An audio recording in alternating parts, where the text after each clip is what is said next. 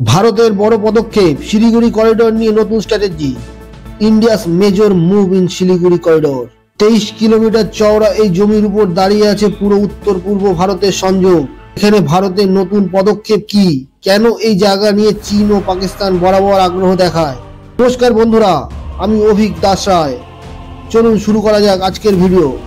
একটা সময় ছিল যখন দক্ষিণ এশিয়ার আকাশে শুধু পাখিদের চোখ ছিল।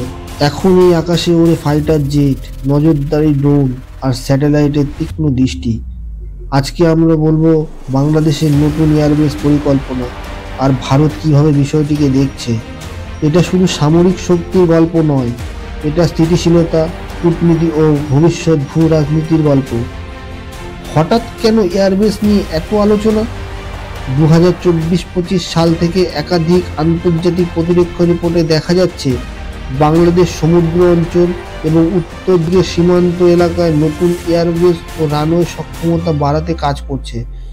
এর প্রধান কারণ নিরাপত্তা, সমুদ্র অর্থনীতি এবং জাতীয় এয়ার ডিফেন্স শক্তিশালী করা। বাংলাদেশ সরকার প্রকাশ্যে বলছে শান্তি ও নিরাপত্তা রক্ষার জন্য দুর্যোগ ব্যবস্থাপনা, জেনারেল ডিফেন্স তৈরির লক্ষ্যে আমরা এই প্রসার করছি।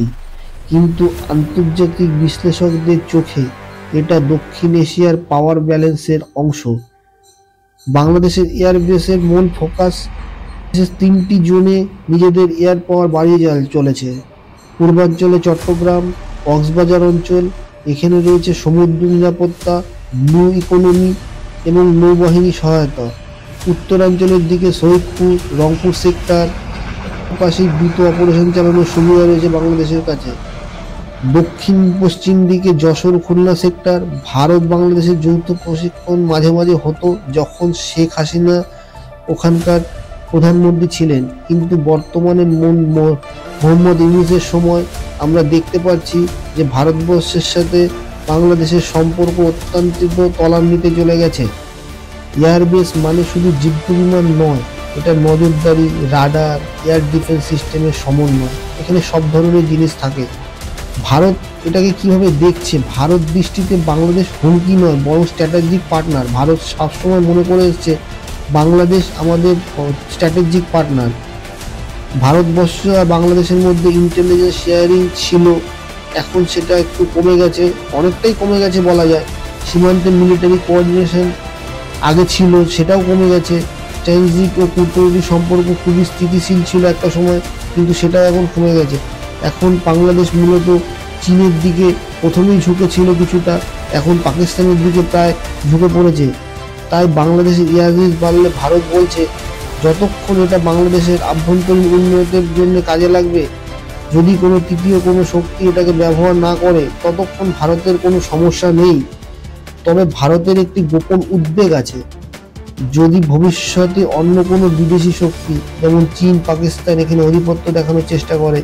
কিছুদিন আগে আমরা দেখেছি পাকিস্তানের মন্ত্রীদের নিয়ে বাংলাদেশ তাদের এয়ারবেস পরিদর্শনে নিয়ে গেছিলেন। এই পয়েন্টটা ভারত খুব সতর্কভাবে দেখছে এবং পর্যবেক্ষণ করছে। কেন ভারতের কাছে এটা খুব গুরুত্বপূর্ণ সেটা বুঝতে গেলে ভারতের উত্তর পূর্বে 7টি রাজ্যের সাথে মূল ভারতের সংযোগ চিকেন নেক শিলিগুড়ি করিডোর। এই করিডোরের দূরত্ব খুব লম্বায় খুব বড়, কিন্তু চওড়াতে এই করিডোর খুব ছোট। কোনো জায়গায় রয়েছে 22 কিলোমিটার, কোনো জায়গায় 25 কিলোমিটার ম্যাক্সিমাম।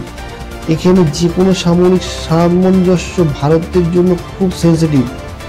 তাই বাংলাদেশ যদি এখানে এয়ার পাওয়ার বৃদ্ধি পায়, ভারত খারাপভাবে দেখে না, কিন্তু নজরদারি বাড়িয়ে দেয়।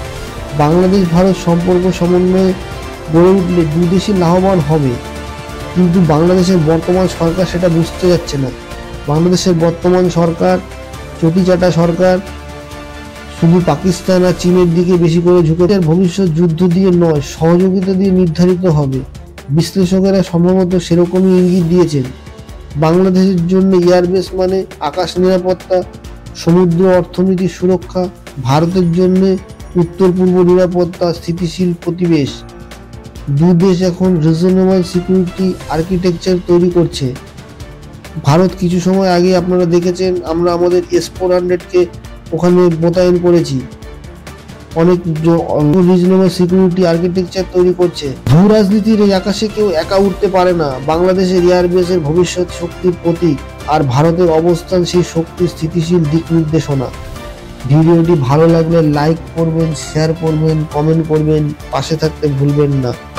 বন্দে মাতরম, ভারত মাতার জয়।